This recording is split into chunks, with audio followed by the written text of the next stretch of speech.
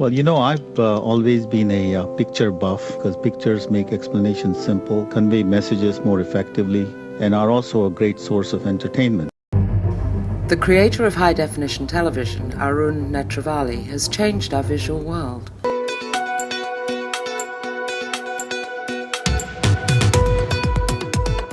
Beautiful, larger-than-life video images that impact how we live and what we see. Done with an algorithm. Everything that you see today in an electronics store, in a consumer store, everything that people are carrying around, looking at, has the same fundamental compression algorithms that Arun's team pioneered and that we helped make real. It's changed the world. Any cell phone you take has got Arun's algorithm. Any camera has got Arun's algorithm. Any TV has got Arun's algorithm. In very simple terms, Arun Netravali did the impossible. He found a way to compress video, to electronically squeeze it, reducing huge amounts of information into a much smaller format, 1/100th the size of the original. To have a completeness of the vision and how the problem should be captured and coded that lasts 50 years, and maybe we can even say it might well last 100 years at the rate things are going, that's amazing. That's true visionary genius. I often think about the Intel ad, which I love, which is Intel Inside. I mean, don't pay attention to this big computer. It's that little chip inside that's done by Intel. And then these standards for video compression, it's Arun inside.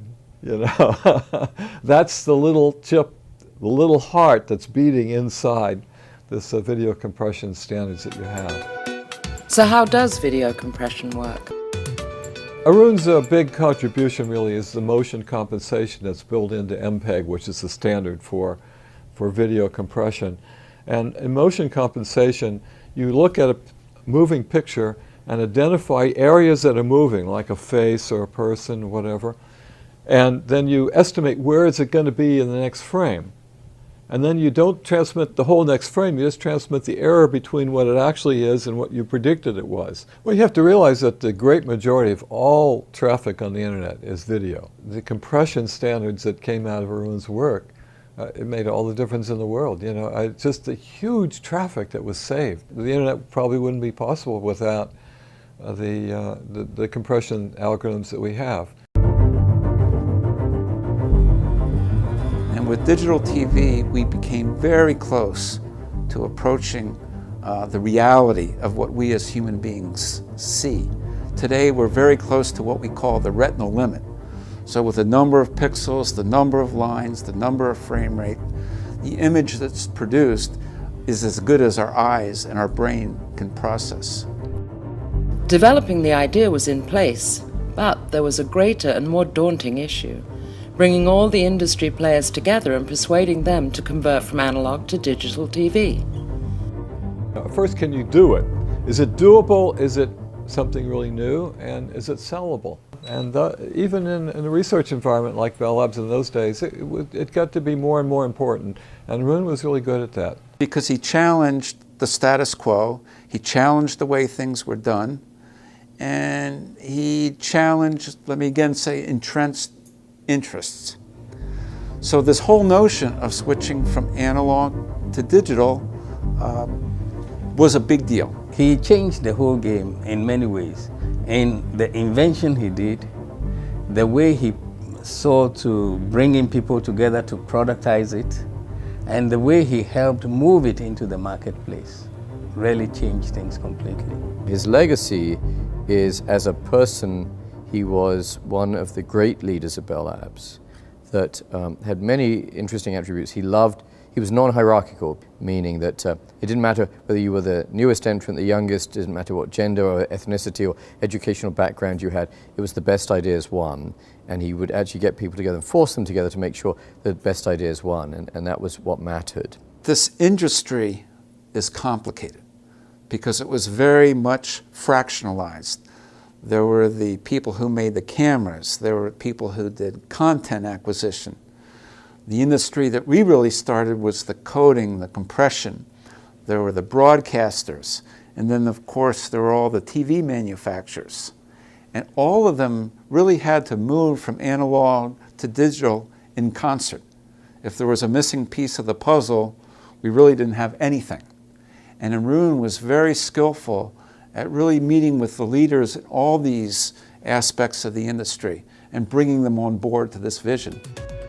It was so dramatic how well HD TV was performing and what a difference it would make. And clearly the pie was going to be big enough for everyone. And this afternoon, you'll be a part of history. By the early 2000s, digital HD TV was taking the public by storm. HD, or high-definition TV, will make its debut on a non-experimental television station today as far as broadcasting a sporting event. All of a sudden, the consumer can go and get a bigger picture, and it's superior to what they've ever seen before. Digital HD TV became a runaway success, but it resulted in breaking up the monopoly broadcast model for TV, which had generated huge amounts of money for over half a century. This is a very simple representation of content, right? So the C is content creators, and the D is content distributors, and the A is the audience. The dollars, the value in terms of the audience, either the audience paying for a ticket, right, or paying for a subscription, or being available to an advertiser who would pay for the audience to see something, with the dollars would go back to the distributor, and then back to the content creators. And all that worked for basically since the dawn of show business. That's how it worked. So what did digital technology do? Messed everything up, right? The distributors are being cut out of the picture. The relationship is directly between the content creators and the audience. And what happens to all of this ecosystem over here where the D is? It goes up in smoke. So on one hand, Dr. Netravali is the most beloved person out there in the world because he's provided consumers with unbelievable capabilities that they didn't have before. I would characterize these as hugely beneficial to consumers and hugely disruptive to the infrastructure of the media industry that came before.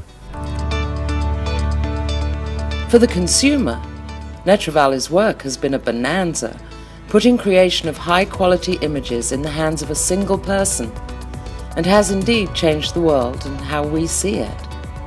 For this achievement, he is awarded the 2017 Marconi Prize. I think that any winner of the Marconi Prize should change the world in some way that we see, and it's obvious. And Arun did that with the everyday transmission of video that we all use. And that contribution, to me, that's the difference. I mean, that's what we look for the benefit of humanity.